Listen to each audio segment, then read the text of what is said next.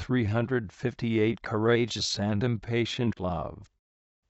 Presence of God, may your love, my God, make me intrepid in seeking you, and impatient to possess you. Meditation 1. Although the soul subjected to interior purifications by the Holy Spirit is profoundly conscious of its own misery and unworthiness, it is nevertheless sufficiently bold and daring to journey toward union with God. JCDN 2:13-9. Whence comes such audacity?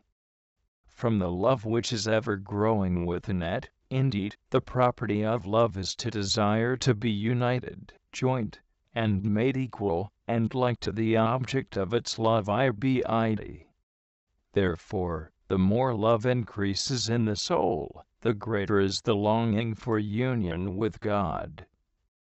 Even if its love is still imperfect, since it has not yet brought the soul to a union, nevertheless, it is sincere, and thanks to the strength set by love in the will, the soul experiences hunger and thirst for that which it lacks, which is the union to which love tends.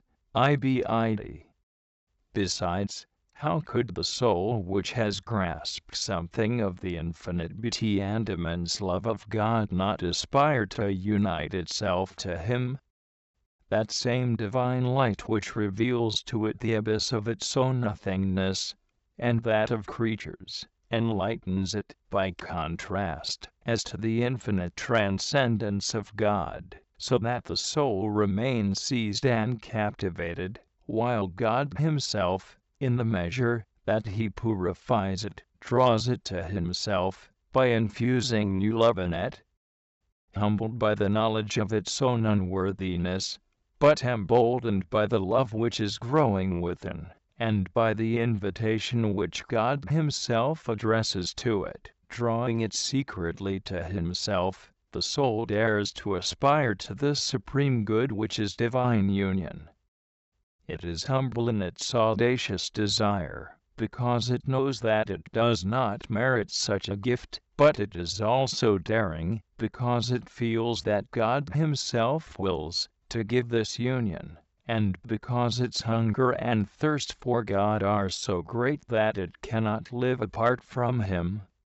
Why should not the confiding soul venture toward the One whose noble image and glorious likeness it is conscious of bearing within itself?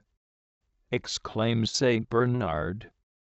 God's love has gone before it, willing to render it like unto Himself by creation, and by grace.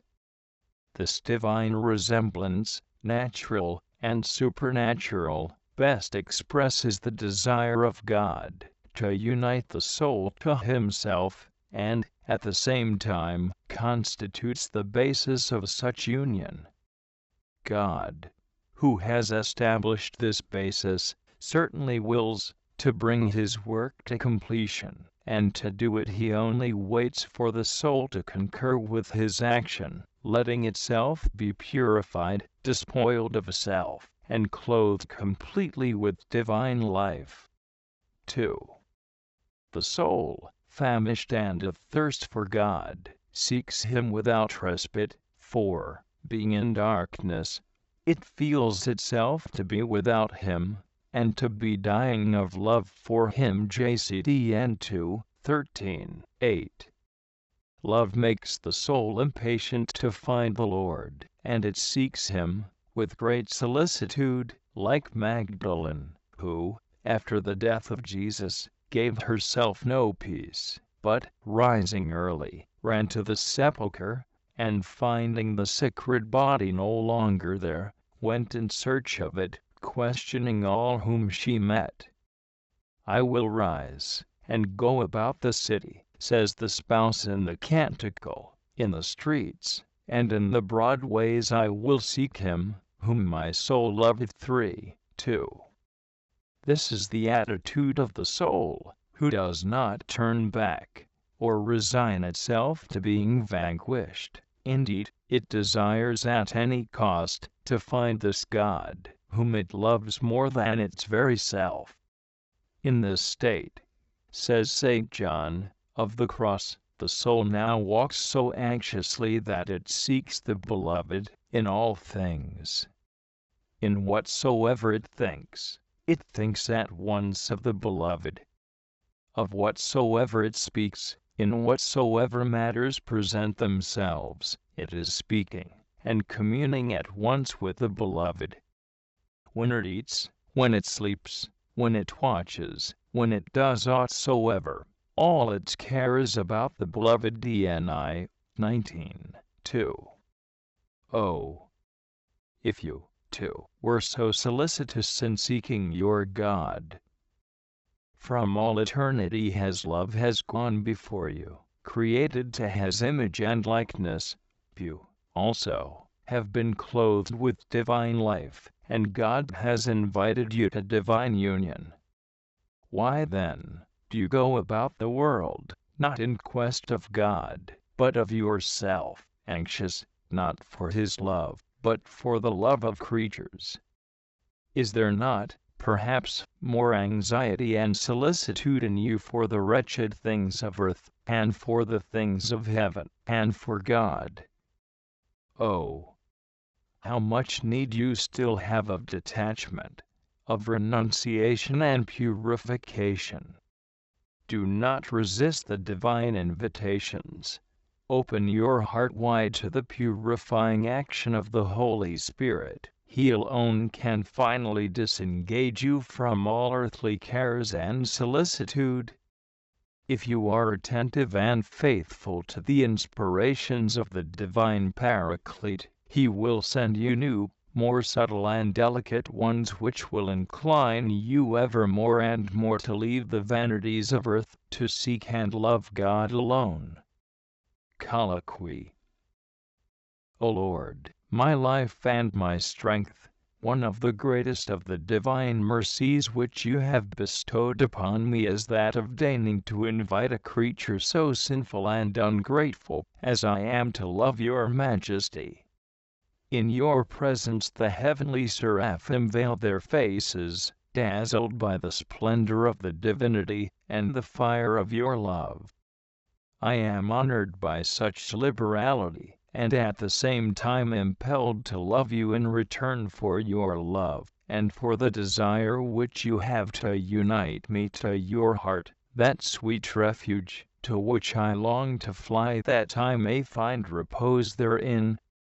Let others look after their affairs and worldly pretensions. As for me, I shall occupy myself with you alone, and shall importune you to grant me your love. I know not, nor can I ask anything but you alone. I love you, and seek you. I shall love you, and always seek your face, that I may be drawn and captivated by its divine beauty. Cast me not away from you, most amiable Lord. You, who have ever been most liberal and divinely merciful, even toward those who have not asked it of you, be not severe with me, who implore from the bottom of my heart the kindness and sweetness of your love. May it please your most tender heart, O Son of the Most High, to accept me for your service, to number me among the servants of your house, who suffer, labor, bear the burden of the day, and desire no other recompense than you yourself. But my desire goes further still, for I aspire to unite myself to you by an indissoluble bond. O beauty full of majesty, which ravishes hearts with an infinite power, and makes them like unto yourself, realize this transformation in me, I implore, so that I may no longer live in myself, but in you. May the most sweet law of your grace, and the power of your love direct all my thoughts, words, and works. John of Jesus Mary,